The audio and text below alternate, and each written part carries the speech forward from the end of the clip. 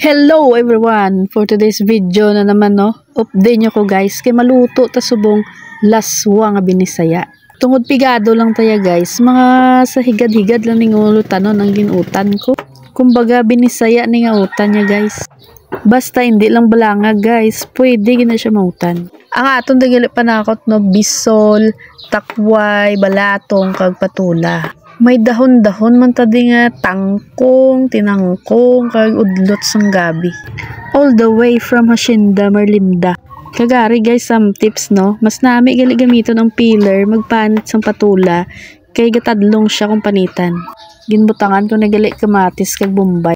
Ari guys, para sa pinigado lang gid niya aton subak kalkag just for 5 pesos only. Para healthy aton immune system bala guys, kay do nagaedad-edad na kita Kinanglan magkaon kita pero may utan para magbaskog mo ng aton yung mga immune system. So padayon ta diri sa panghagpat Hagpatan ta man ng aton nga tangkong halin sa Hacienda ni Merlinda.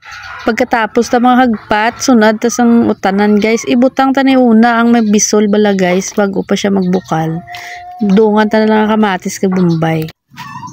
Nagbukal na siya guys, ilunod na ang aton yung subak. Ilunod na ang balatong kag ang takway, iupod na naman ang patula.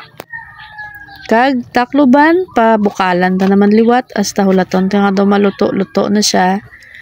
Ibutang ta nga aton nga paitan. Kag udlot sang gabi. Pagka naluto na gid siya guys, butangan ta naman ilunod ta na ang aton nga dahon-dahon da. Kag butangan ta naman siya sang seasoning. Wow, ari na siya guys, perte. Nami ni siya higupon niya samtang ga init-init pa. Arang ga aso-aso pa bala. So ari na guys, luto na gid ang aton nga utan nga binisaya nga may kalkag.